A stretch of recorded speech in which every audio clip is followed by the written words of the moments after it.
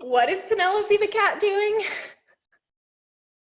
She's purring so beautifully. I just can't help but gaze at her lovingly and pet her. She's right here. Welcome to today's. And she's just like, oh my God. Oh my God.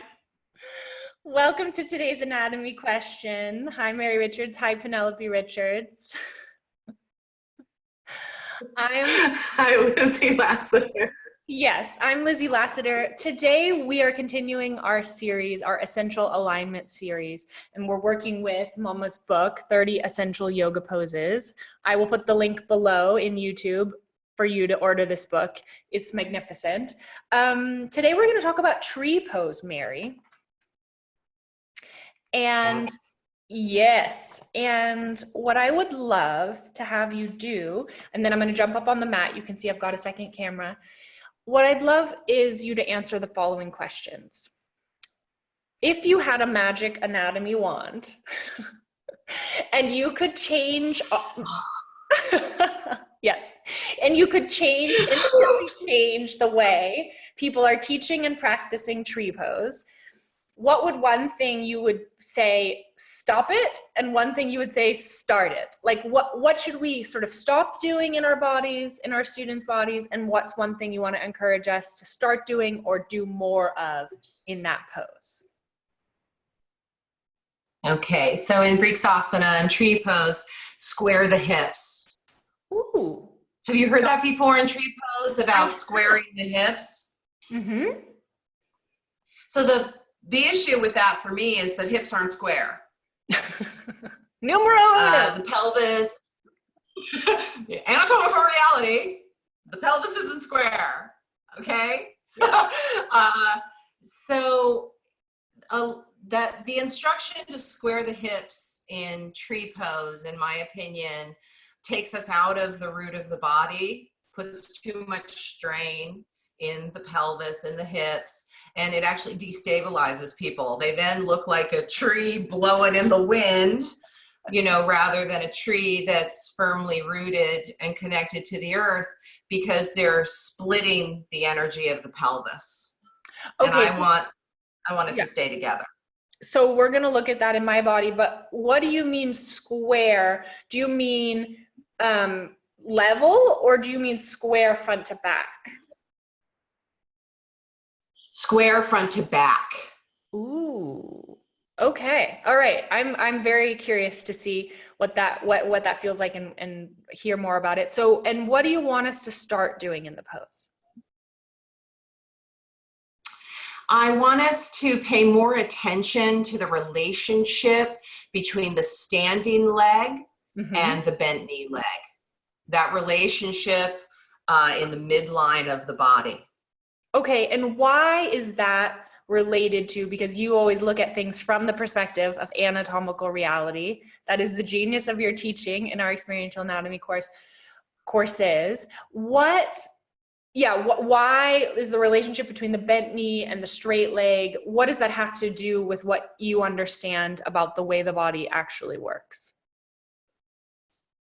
Well, what that does, in my experience, by putting our emphasis on that relationship between the sole of the bent knee foot and the standing leg, the inner standing leg, whether your toes are on the floor or your heel is tucked up close to the root of your body, it gets us muscularly activated in such a way that it helps us find the stability in the pose. And then we can let go of these intellectual ideas about straight lines and square hips in the body. Okay, brilliant. So we use our muscles to support us. Ooh, okay. Imagine that. Well, I don't have to imagine it because I'm about to do it. I'm gonna stop this video and jump over onto the mat. So, where should we start? So let's start in Tadasana. Okay, let me switch my mat. Yeah. I like your width of base. I like that you're not trying to stick your legs, you know, right under your Yeah, right under your pelvic floor. So now you're standing on your bones, which I really like. So it doesn't matter which leg you start on, Lizzie. I want you to pick a standing leg and turn the toes out no more than a big toe width. Oh, okay. So that action right there is really great for your hip, and I'll talk about that in more detail in the course. But right away, we're setting ourselves up for healthy joints by turning that standing foot out slightly. Okay. And now I want you to push down through that outer standing leg, pull up through the inner standing leg as you draw your other knee up toward your body. And just tuck your foot wherever it's comfortable for you. Okay. So the tendency, we see a lot of folks that kind of are like the leaning tower of Pisa, you know, and they lean into that standing leg hip seeking balance. Don't worry, try now, if you try now just squaring your hips. Yeah.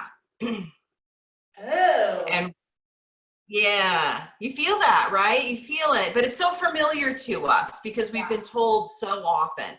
So now I want you to let that go. Yes. So let it go.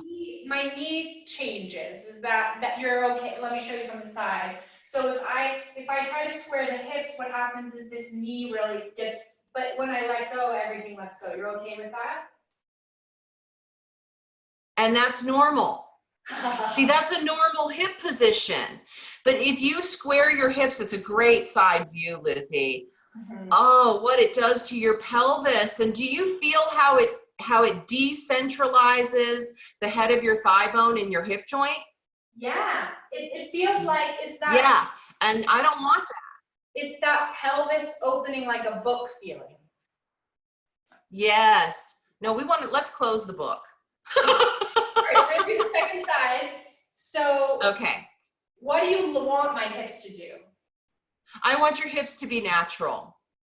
So, yeah, so I want your pelvis to sit in the space between your legs.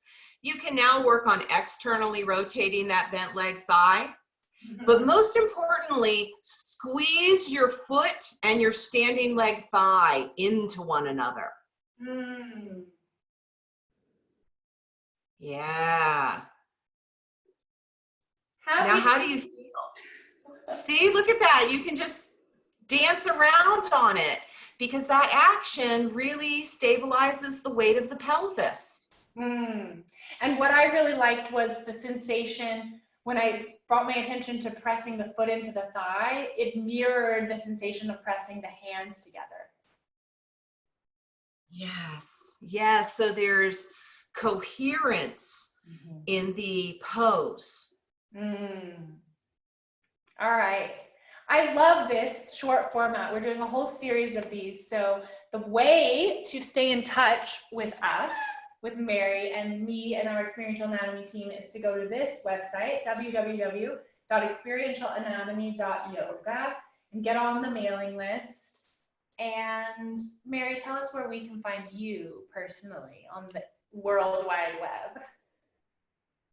You can find me at maryrichardsyoga.com, on Instagram at Yoga with Mary Richards, and on Facebook at A Little Yoga Goes a Long Way. So true. It is.